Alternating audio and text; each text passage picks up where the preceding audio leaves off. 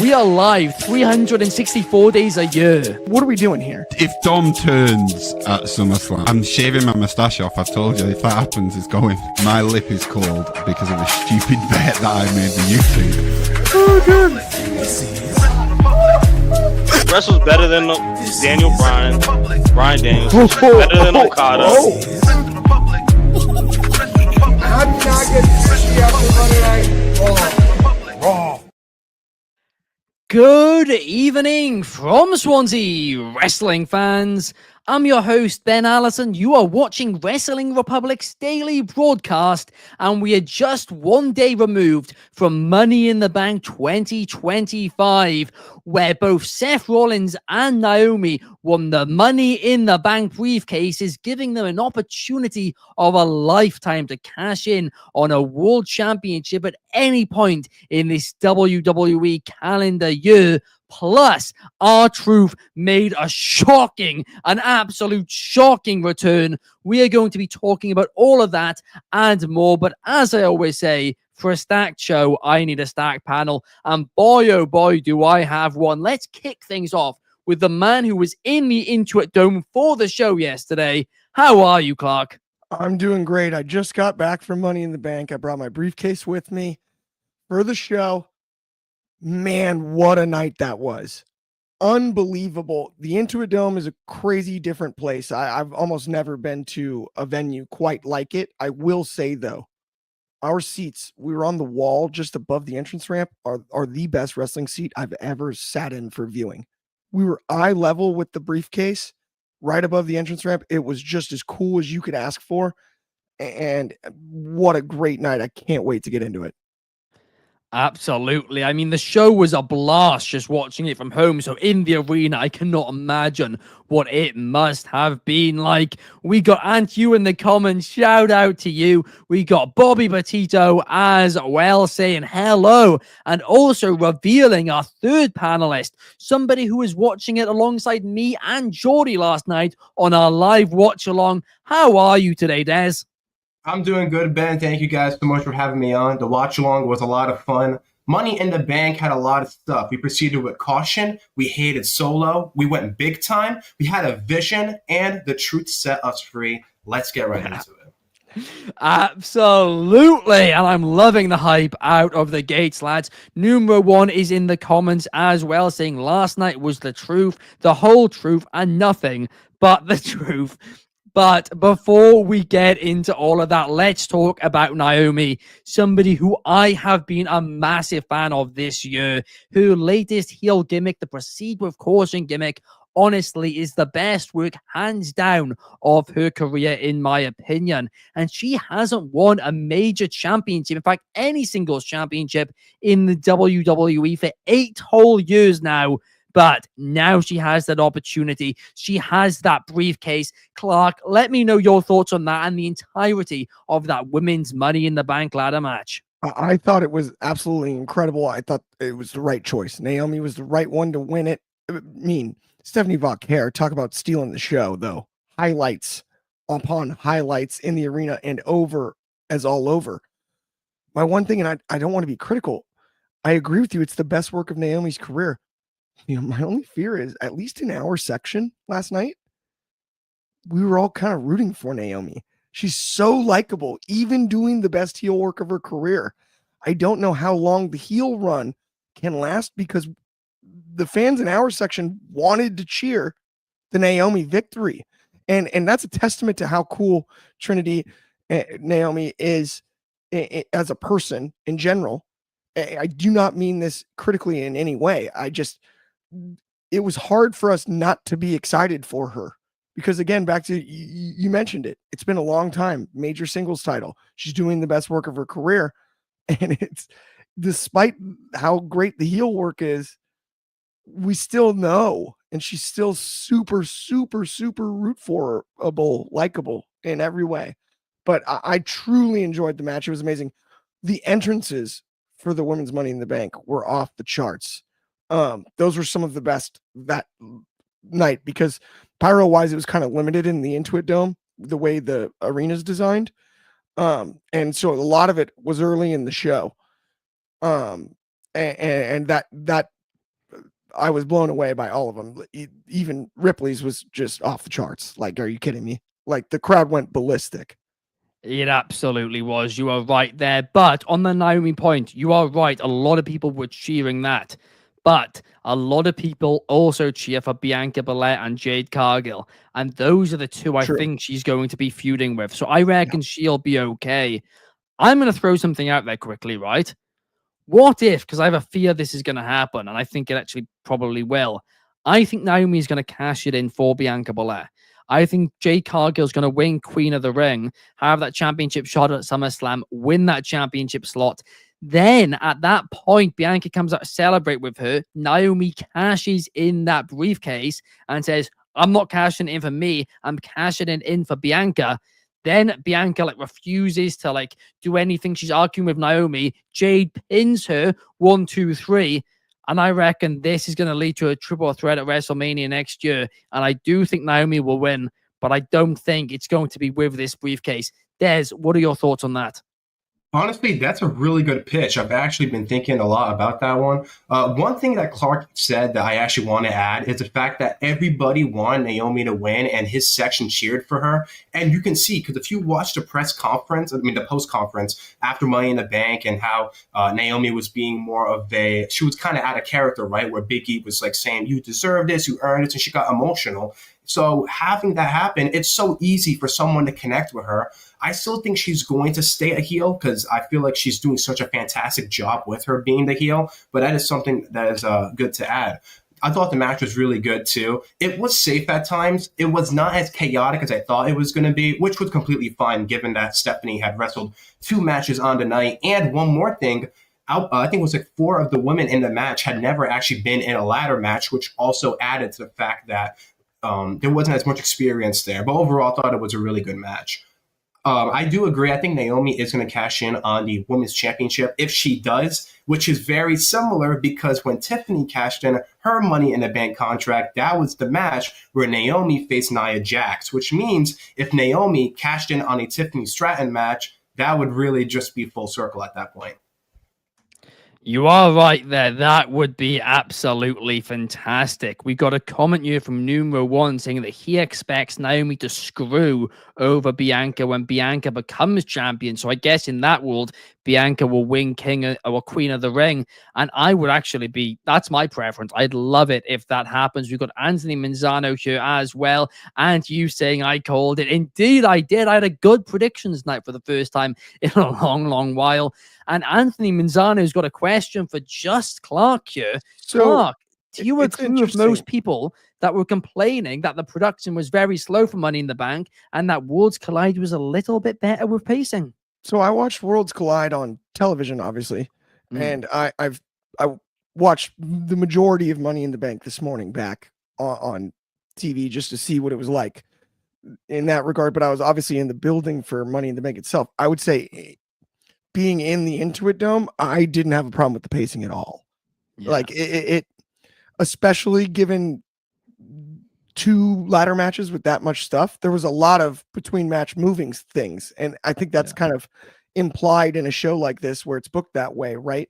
That's why you have a match like that you sort of booked the last second, but between Octagon and Dom and stuff like that. But I actually thought the pacing was good too, because the other thing is, like, with the way the Intuit Dome works, they want to keep you in your seat at all times. But so everything's really fast. The way you get food, the way you get drinks between matches and whatnot, and they try to avoid lines. Logically, for pacing, that was the craziest thing. I didn't wait more than maybe 60 seconds to get a hot dog and a drink. And that's insane. No, it was actually that's quick. That is one of the craziest things I've ever seen. Like, and the other part is there's so many bathrooms, it's impossible to have to wait in line for a bathroom. Yeah, it's like the whole place. Good, you never you know what I mean? Like at an event, you go between matches and you're trying to rush back. You're like, shoot, I'm gonna miss the entrance. I have to go this once during the show. Yeah, like that doesn't. You missed Drew McIntyre returning in my case at Money in the Bank 2023. The only thing that is wild is like the wall, the way it's designed. It's super steep. Like multiple people came close to like decking it, getting to their seats or getting out of it Oh, because jeez. it's really steep walking down.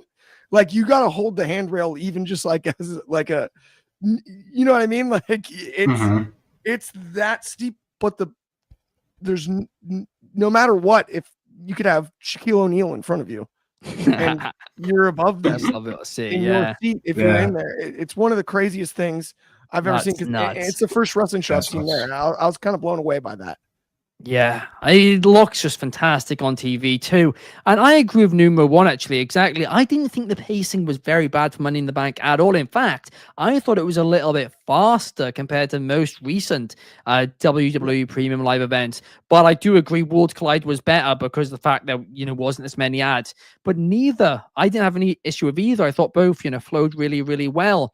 But up next, let's move on because I really want to talk about Becky Lynch and Lyra Valkyria for a second here, because these two, their chemistry is just off the charts. It is something you cannot teach. It is something you cannot learn. It is just something that is natural. And it just, honestly, when you watch them, it is almost satisfying to just see what they are doing in the ring. But the fact is, Becky Lynch is the new Intercontinental Champion. And Clark, what are your thoughts?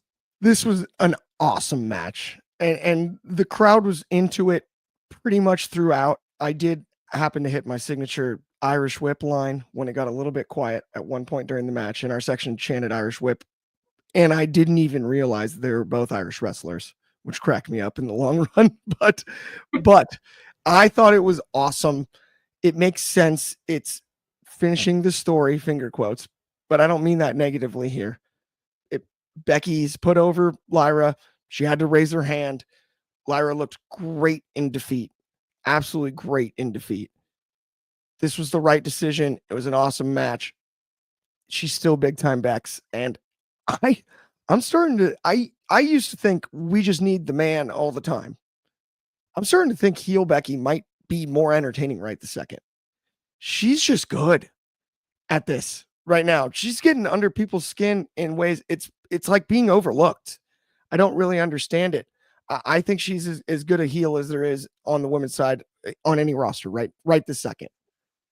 Honestly, I can't disagree with you. And that moment where she made Lyra, do her arm to all four sides of the venue and then put the title around her waist. And Lyra just had enough of it and was like, actually, screw you. Suplex, back, bang, on the skull. It was the only way a babyface should ever attack a heel from behind. It was logical. Yeah.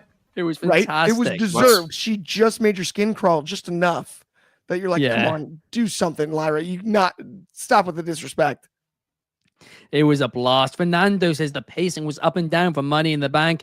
I mean, fair enough. Numero one says not only was Becky versus Lyra great, he got it completely right with Becky using the most devastating move in all of professional wrestling, the surprise roll-up. And numero one wants to see a 3 stages of hell match. I mean, Des, on the watch-along last night, a lot of people in our comments were saying potentially Hell in a Cell at Evolution. It's possible. There hasn't been a women's Hell in a Cell match, I believe, since Sasha Banks and Becky, and this would be the match which would warrant that stipulation. Or if they want to go with a steel cage, that would definitely work too. I also just want to add, I think the match was fantastic. It was easily the best match of the night. Take those two girls to science class because you cannot teach that chemistry, man. They just click every single time they're in the ring. They've had 3 matches now, but 2 matches on the main roster. I just feel like WWE shouldn't oversimplify this. They got to run it back again. If there is a stipulation, I think that'd be great. Yeah, I do agree with you on that. They need something just to make this blow-off match really be as big and as important as it could and should be. Bobby Petito saying Ivy Nile would be a great opponent for Becky Lynch for the Women's Championship, the Women's Intercontinental Championship. Absolutely. I would really enjoy to see that. But something else which I really enjoy to see is our second channel, Wrestling Republic Undercard. And if you guys have not subscribed, then make sure you guys do, right? We got sold separately on there. We got tons of podcasts on there. Plus, in addition to that, clips from pretty much every podcast we do. A lot of great content going on over there, plus exclusive reels as well. And in case you haven't downloaded the Etsy app yet, What are you doing? Every single weekend, one of us, usually Clark, will do a live stream over there alongside and you and Wrestle Takes as well. You can join, you can argue with them, you can, join the voice chat, or you can just type if you want to. You can put your camera on, you can keep it off. It's completely up to you, but it's free to download and it's where you can properly have a discussion with us. So make sure to check that out. But talking about checking things out, I don't know if you guys have checked out the absolute hate towards Seth Rollins online today, but people are fuming that he won the Money in the Bank briefcase once again last night. Listen, I understand the frustration. I understand it's not a new start. I understand it's not LA Knight getting what a lot of fans think that he deserves. But ultimately, Seth Rollins' faction is meant to be a heel faction. They are meant to be getting boos. And currently, well, for the last few weeks, they've been getting cheers. So WWE needed to think of a way, find a way for them to get booed. What have they done? They have shoved them down our throats. Every single segment, they are standing tall. And now Seth Rollins very predictably won Money in the Bank as well. Fans are annoyed. They're frustrated. They are going to boo. But will anybody switch off the TV? Will anybody stop watching WWE because of this? I really do not think that will happen. So at the end of the day, I think this is just absolutely exceptional heel heat. Des, I want to get your thoughts on this and also on the match as a whole. I thought the match, honestly, I was very surprised. I'll be the first person to say, when I saw the men's Money in the Bank match, I overall thought it was going to be a fine match. This was probably one of the best men's Money in the Bank matches I've seen in a long time. In terms of just the insane spots with El Grande Americano, when he went off the ladder, then he brought the fireball ladder, then he had the spot with Solo and Jacob Fatu. All these stuff, it was great. But anyways, for Seth Rollins, though, someone mentioned this about the briefcase, and they said Seth Rollins doesn't need the briefcase, and you're right, because it's Seth Rollins. Seth Rollins' character needs that briefcase. If he's going to be the future of wrestling, him holding the keys to the kingdom is exactly what needs to happen. I do agree with that. I mean, honestly, like, we've been saying, he is trying to build a faction for the future. And yes, he isn't a future star himself. He is the now, not the future. And he is the one who won the briefcase. But him winning this briefcase and this storyline it is going to create, this will help Bron Breakker. It will help Bronson Reed. It will help the future, a potential fourth man in this faction. I'm all here for it. Clark, I know the arena was really divided on it, so I want to get your take on it. This is why I love heels. Well. Oh no, Seth won and it was predictable. Too bad. He's got the two dogs with him. He's got Braun and Bronson. You kidding me? Of course. Strength in numbers. That's what the scoop is. That's the narrative. That's the storyline. I loved it in the best way possible. Of course, that's annoying. It's annoying now that he's got all this power and he's Money in the Bank winner again. And we could have built somebody else or whatever. That's fine. Hindsight's always 20/20 when it comes to that stuff. We can build somebody else later. Right now, Seth Rollins is an absolute star. And he's doing his best work in years. By far. It's awesome. Because, like you said, the arena was divided. But the people that divisively enjoyed it were kind of just snickering at the other people that didn't like it, right? That were upset about it. It was like, too bad, right? The bad guy won again. Jacob Fatu, though, is the most over star I've seen in this short period of time in ages. That moment with Solo, he was the highlight of the match. To me, that was the biggest takeaway, even over Seth Rollins winning, was Fatu, because the crowd reacted to him the same way they did at the Rumble, the same way they did at Mania. You can hear it in the building, and I'm blessed enough I've been to all three. Jacob Fatu every single time out impresses me, and it gets like, it goes up an octave. It gets louder every single time I see him perform. He's got something special. He's got the it factor, whatever you want to call it. I can't exactly put my finger on it, but he's got it. That guy is the future of this of this company. no doubt, or he's a large part of it. I'll tell you that much. And I do have to agree with you there, Clark. I really don't think this match is going to be remembered for the fact Seth Rollins won it, right? It is going to be that moment which numero one Superfly is mentioning here. I hate you, Solo. Solo Sikoa is looking Solo. down all confused. I mean, honestly, it is just absolutely brilliant. And also Solo Sikoa leaning into this more humorous side. I think this is where he is going to reach his potential. That's his honey spot. I think that's where It his is. talent lies. I think Yeah. you're spot on with that, Ben. Shad called this early. I got to give Shad a lot of credit for this. He was like, Solo's a lot funnier, I think, than people realize. He's just got he's like stealth funny. He was in NXT too, to be fair, when you guys were covering that. Like, he has that talent. Well, actually, I think that was before, but even still. It actually was. That was pretty. Yeah, it was, yeah. I'm beginning to feel old sometimes when we talk about stuff, and I'm like, shoot, that was before this show even existed. Right? Oh, gosh. You are? Anyway, David is saying the only reason WWE has an audience right now is Cena's farewell tour. Absolute waffle, mate. You go into Waffle House, you've been asked your order. Nonsense. We got Bobby Batista saying it was nice to see Dominic Mysterio defending his Intercontinental Championship against Octagon Jr. as well.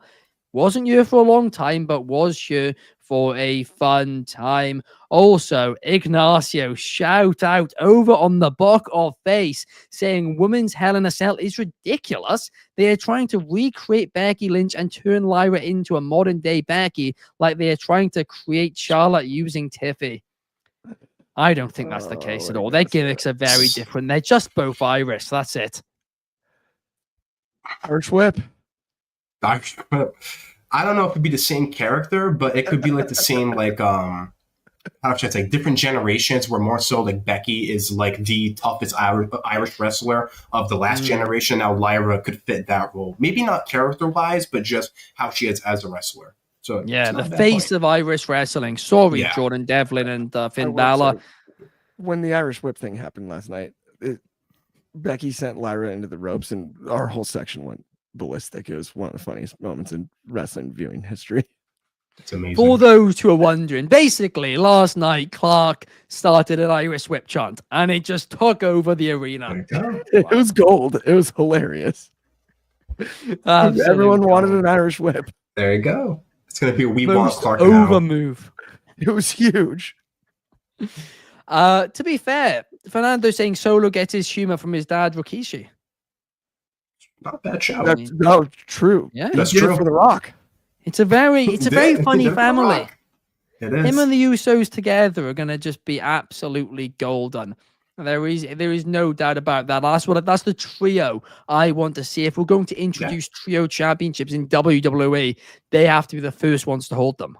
That's where we need a soundboard to just hit the Too Cool music, Ben. That'd be awesome. Or we could have Yeet on it or no Yeet. Oh, it's gonna be gold when it happens. But right now, to your point, Clark, Jacob Fatu is the guy. We were afraid he was going to do a moonsault off of a ladder. I'm glad he used just the turnbuckle. Honestly, I wouldn't be surprised. I had a fear we were going to see a 285-pound man fly through the air doing a backflip and land on another person. That was brutal. Brutal. We were like, what's he? He's not going to go off the ladder. He's not going to. No. And then he went off the ropes, and we were like, okay, good. We're good. There was a lot of people involved, but at the end of the day, Seth Rollins now has that championship opportunity, and Fernando is making the call. Write this in your notebooks, guys, because Fernando is saying it. Seth is cashing in on Jey Uso tomorrow on Raw, of course, when Jey Uso takes on Gunther for that World Heavyweight Championship. Clark, I can see that look in your eye. Do you think it's going to happen? I was sincerely afraid he was going to do it in the middle of the main event last night. I the entire time I was sitting there, I was like, he's going to do it.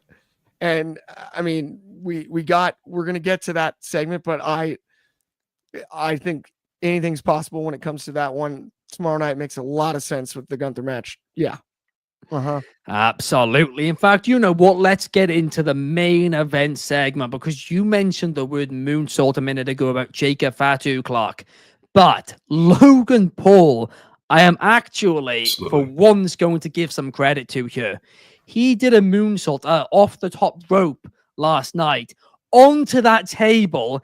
It looked brutal, but not only did it look brutal, but it was done safely. And not only was it done safely, but he sold it ridiculously well. We thought on the watch along that he was legitimately hurt. He was like, like shaking and everything. No, it was done completely safely. It was done so well. And he had a great performance, right? In the main event, of course, we saw Cody and Jay take on Logan and Cena, but in the end, Cody managed to get the win. He managed to pin Cena. He managed to potentially earn a championship opportunity down the road. But the reason for that was one man. And that one man was the man who we've been chanting for the last week and a half. We want truth. Well, you know what?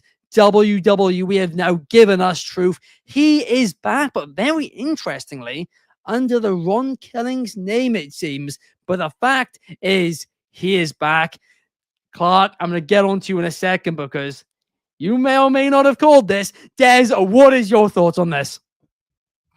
I was not expecting this at all, not going to lie. If you see the watch along, I thought it was CM Punk at first, just because CM Punk did call out John Cena. So for a second, I thought it was Punk. And then once I saw the little glimpse of his jeans, I'm like, that's R-Truth.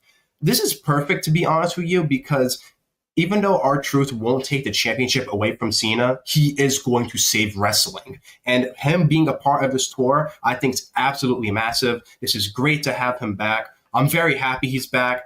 Everybody was saying we're all going to get worked, but clearly that didn't happen. I'm just happy he's back. For me, that's something that I didn't think was going to happen at all. So the fact that it did happen, it's great. I'm very happy for it. Yeah, I mean, our back and forth last night, Des, actually got the comments going. The comments were arguing, is it a work? Is it not a work? R-Truth has now promised fans it was not a work. He is saying this was, not a plan. It's all because of the fans that he is back. And that honestly just fills me with joy because I know here at Wrestling Republic, we talk about the fans' voice a lot. We want to be the fans' voice for professional wrestling, showcasing the voices of professional wrestling fans from all over the globe. But last night, we saw the power of professional wrestling fans. I honestly do think fans have more of a power in professional wrestling compared to any other form of entertainment. And I think last night backed up that point. We got Jezza in the chat saying greetings from Brazil, and Logan Paul stole the show. I mean, honestly, he stole the main event. I'll say that much.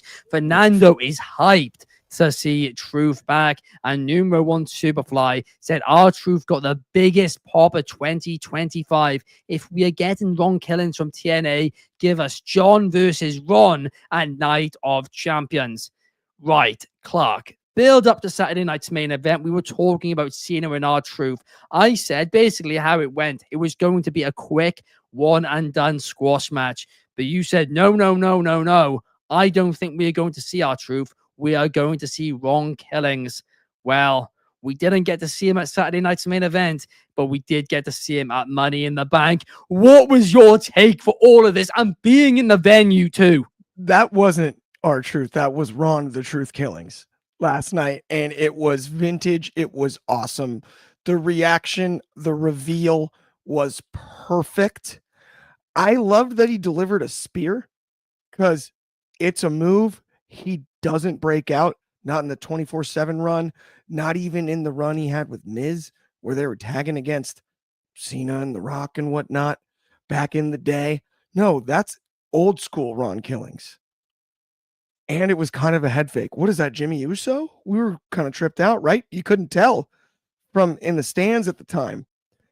Takes the crowd. It was such a moment. It was so cool. I'm stoked for Ron Killings. It's deserved. I don't care if it was a work or a shoot. It was what I wanted to happen. That's the way I looked at it. I don't care if they worked themselves into a shoot or if they shot themselves into a work.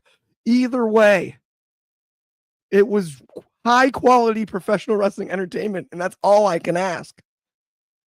Stoked for the guy. Stoked about what we could see potentially between him and Cena round 2.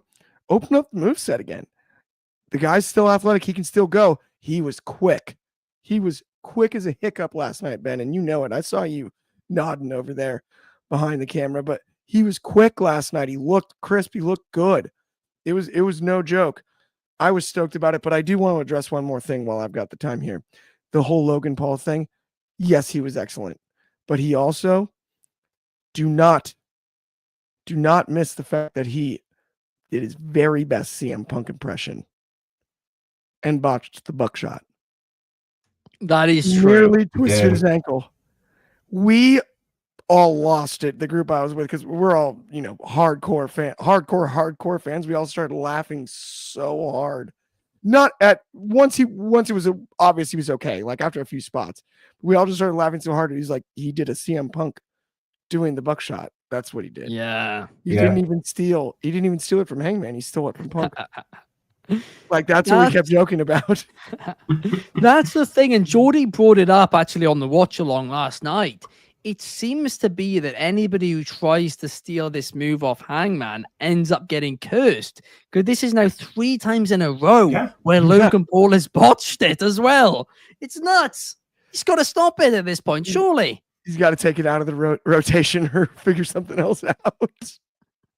Honestly, it's wild, but it just gives us, I guess, more respect for the fact that Hangman hits it clean every single time. I've not seen him botch it once, I don't think, ever. I don't know if he has. I don't think so. I've never really. I mean, the fact that he pulled it off with the missing top rope in the Texas Death Match against. That's one of the craziest athletic moves I've ever seen in my life. Actually, like honestly, like that's top 10 spots of all time. He did a backflip without the assist of the or a front flip. Sorry, but he's either way. Like it doesn't. It's not a. It doesn't. Fernando says the move is cursed. Unless Hangman, I don't know what voodoo thing Hangman is doing, but there's something. Every time Hangman does it, it's like perfect. It's unbelievable. Like, he almost does it gracefully, which is like wild to say for such a violent move. Yeah, no, it absolutely is. There is one more thing on this topic I want to discuss, though, right? R-Truth returned. We said, on his Instagram, he promised fans it was not a work. He thanked fans for bringing him back, said he will never forget it. His son also posted on his Instagram story saying that it was a work and then deleted the story. That it wasn't a work and then deleted the story afterwards. A big difference there. But somebody who would not say that it wasn't a work was Triple H. In fact, he was asked the question. It was a really well-worded question, too. By a journalist in the press conference last night. And then Triple H said back to him, "Did you enjoy the show?" And the journalist goes, "Yeah, great time." And Triple H just goes, "It's all part of the show." I like Triple H. I really like what he has done for WWE. I really like his creative. I really like his outlook on professional wrestling. But this man just won't admit when he's decided to change direction, when he's decided to pivot. He claimed that he never pivots. He claimed that he never listens to the internet. Well, listen, with this R-Truth situation, we know you did both. And I just think now he's like almost scared to admit it. And like I said, I like Triple H, but this kind of does bug me if I'm being honest, Clark. I strongly disagree. I loved the quote. I would have said the same Really? thing. I'd have said the exact same thing. Be coy. Why do we just admit you messed up? No, don't do it. Because then it's like Triple H admits he messed up. No, don't say anything. He played it perfectly. He's a pro wrestler running a professional wrestling organization. He's a worker. That's what he's always done. That's who he is. Why would he let us in behind the curtain for 1 second? For 1 second, there's no reason. Because he's doing that on a TV show on Netflix. Benefit him though. He's not an on-screen character. It does not benefit him to say anything. Let the illusion live. I love it. It's old school wrestling. I got nostalgic. It cracked me up. The fact that it was controversial cracked me up because I was like, no, this is what we want. This is what he's I don't so like it. obviously tongue in cheek, too. It That's the wasn't. other The factor. way he said Anybody it was that's not viewing tongue in it is cheek. so obviously tongue in cheek. He's No, obviously everybody's joking. believing him. I don't know if you've seen the internet today, Clark. Everybody's saying it's a work. Whoa. Everybody's Only got a the Sith lives tinfoil his life hats in on. absolutes, Ben. This is the Republic here. Not everybody. I don't. Well, not I everybody. don't I Okay. don't. Yeah. Right? See? I've got a fan poll, right? We actually got a fan poll. I can get up right now. The votes aren't finalized.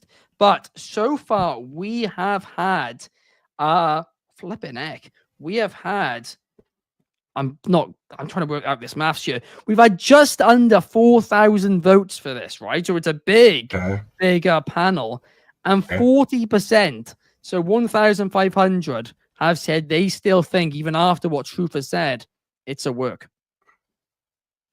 Yeah, I mean, I don't know if it matters whether people are ever aware of if it was a work or a shoot. I think it takes away from I think his point was he did it in a tongue-in-cheek, passive-aggressive way. But his point was like, does it help you to know? It doesn't help the on-screen product. Watch the show. It doesn't help. It doesn't. You're right listen, there. think of But it he this way. can't say If- he doesn't pivot and he doesn't listen to internet fans. But if he Okay. then does that, He's a pro wrestler, though. They're all liars. Like, that's true. But I mean, think about it. If you're watching a sitcom and there's behind the scenes drama with the supporting actress, and she's like, I don't know if this is gonna work. Her contract expires. They're gonna maybe take her off the show. Fans bring her back. Do we want to know about the backstage drama, or do we just want to see the character on the show? Well, why are they doing a press conference then after the show? We know it's not kayfabe No, of because course The we Rock are. did a press conference We're curious. and We're just hardcore fans. broke But a I story. think you got to be able to separate the two. We're pro wrestling fans. We already suspend disbelief. So it's like you have to separate the But two. these aren't kayfabe. These aren't kayfabe. Okay, but what happened on screen was. Yeah. And they so can it's be really cool kayfabe. to be stoked for truth being brought back. Two things can be true at once here, right? Like multiple things can be true at once. Like it's amazing that truth got brought back. It could be a work or a shoot. Who knows?